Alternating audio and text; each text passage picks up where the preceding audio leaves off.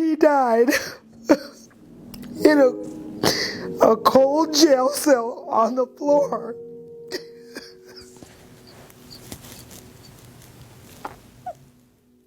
27-year-old Hardell Sherrill went into Beltrami County Jail August 24th, 2018. Just 9 days after being transferred from Dakota County Jail, he died from medical complications. Hardell's death was the third inside the jail within a 3-year time frame. Over the course of several conversations with Hardell's mother, Delshia Perry, we learned more about who Hardell was. You know, he was a happy-go-lucky guy, loved to laugh a lot, loved to make people laugh, you know, had a huge heart, loved his little girls and his family, was crazy about his mama. He was a mama's boy. He loved his mama. He was my best friend. He was so funny. His laughter would fill a room. It was so contagious. He was like, you know, a comedian. And we all used to say, you missed your call because you got jokes. And he was so positive, even when things looked really bad. Things may not have turned out in the way that he wanted them to. He always saw the cup as half full instead of half empty.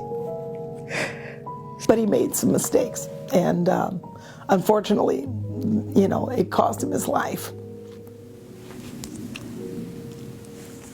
I miss my baby. I miss him so much. I know that I'll be reunited with him in heaven, but I miss him so much. Now my 3 little girls that he left behind, the oldest being 8, the youngest is 4, don't have a daddy. And it's so hard to explain to them, especially the oldest, who was the closest to him. She says to me, Grandma, why does God have to keep my daddy in heaven? Can't he let him come back now? I think he's kept him up there long enough. And I can't find words.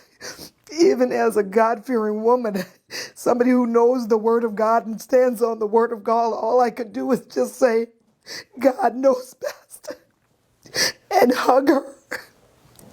But these little girls will have several birthday parties without their fathers celebrating it with them. Graduation ceremonies will happen without their father being there. They will one day get married without their father being able to walk them down the aisle. It's not fair. It's not fair. 6 surveillance videos released first to Unicorn Riot reveal that Hardell was able-bodied upon arriving to Beltrami County Jail. Within 4 days, his health deteriorated, causing him to fall from the top bunk in his cell. I need a specialist. They can't help me in here. And I'm in like so much pain. My blood pressure is 160 over 120. That's why you fell last night? I fell off the bed, yeah, trying to go take a pee. And they left me on the floor for 25 fucking minutes. Yeah, that's what I called. I called Simon and told him what happened. And then I also called. Okay, but you need to call him back and tell him exactly what it is and that it's spine related. I said, you need to go see about my son immediately. That's what I told Simon. So I'm on the phone with him. Can you call me back? Can you call me right back in about 5 minutes? Yeah, but make it So I'm quick. trying to get your money back so I can put it on your books. Oh, yeah. That Can you hear me? fucking hurting. Okay, call me back in 5 minutes, okay? Yeah. Okay, call me back. I love you. Call me back 5 minutes.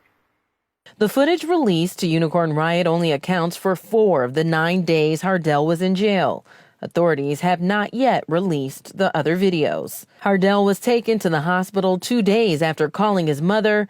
However, he was quickly discharged and brought back to jail. He comes back from the hospital, and there are, from what I could see, 4 officers in the Sally Port.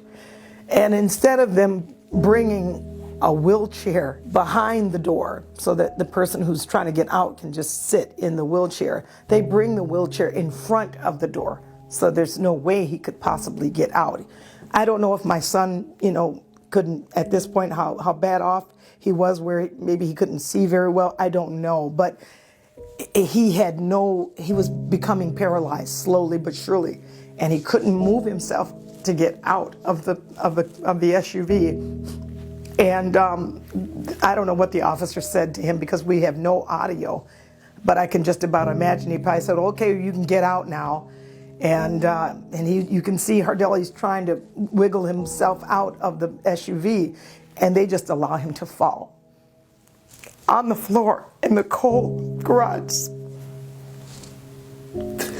They try to maneuver him to get the wheelchair now because they realize stupidly that they put the wheelchair on the wrong side. So one officer grabs his arm and pulls him back, and they close the door, and then they let him fall again on his face. And he lies on that cold floor in the garage floor for several minutes while they stand around talking about God only knows what. And then they get him into the wheelchair and they kind of just flop him in the wheelchair. And you can see one of the officers as they're wheeling him out and into the jail. Hardell's head must have flung back like so, because he had no control, muscle control. And the officer pushes his head forcefully forward. And you can see that Hardell is crying.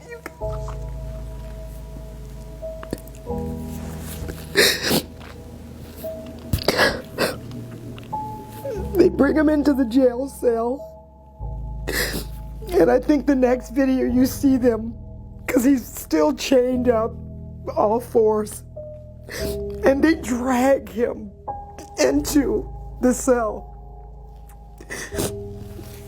And they kind of just throw him on the bed with part of his foot hanging off of the end of the bed.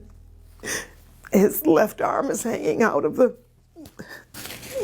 bed, and they just kind of throw a little blanket on him and they leave him there. And I think Hardell, with what little bit of strength he had, he was trying to get his arm back in the bed, and he couldn't. And as he was trying to get himself back in the bed, he ends up falling completely out of the bed. His arm is pinned underneath him. And he lies on that floor for nearly 8 hours. And I think to myself, how could these people think he was faking it? Why would they think he was lying about something like that? And I just had to come to the conclusion that no, they didn't think he was faking it. They knew he wasn't faking it, but they just didn't care. They didn't care. They treated him worse than an animal. My son, again, was in a medical seg.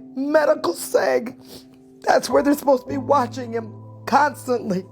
There's a button on the wall that he's supposed to be able to reach when he calls out for help. He couldn't even reach it because he didn't have the strength to reach the button.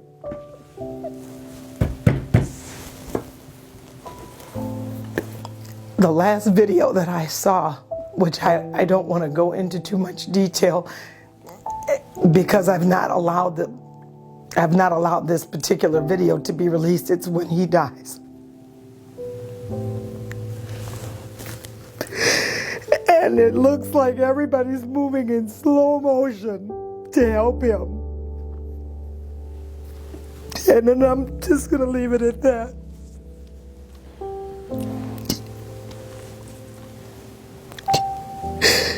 But he died in a cold jail cell on the floor.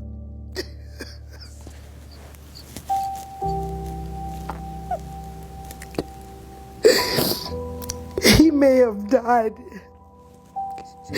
in a hospital, which would have been a little more dignity, would have given him hope that maybe somebody was trying to help him. But they didn't care.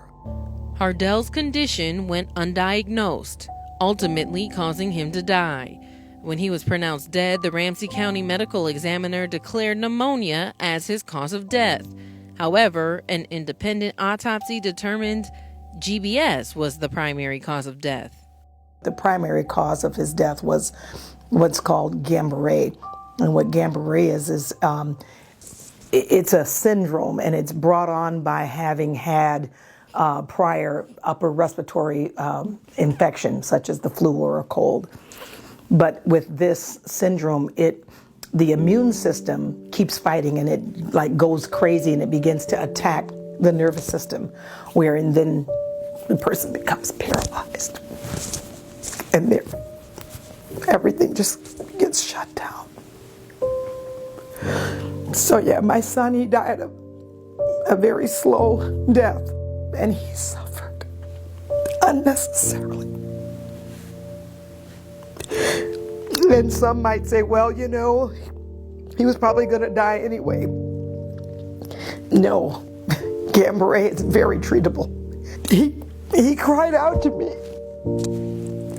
I told my son, there's going to come a time that you're going to have to cry out to the Lord, because only He can save you. Mama can't save you. There's going to be a time Mama's not going to be there. And I didn't know this was that time. Hardell's mother has filed a lawsuit due to the medical malpractice, negligence, and death of her son. Given that multiple people have died inside Beltrami County Jail due to similar reasons, she's urging state leaders to intervene. First and foremost, because of the neglect and abuse that we finally got to get videos and witness, and from the fact that my son's death is not an isolated death.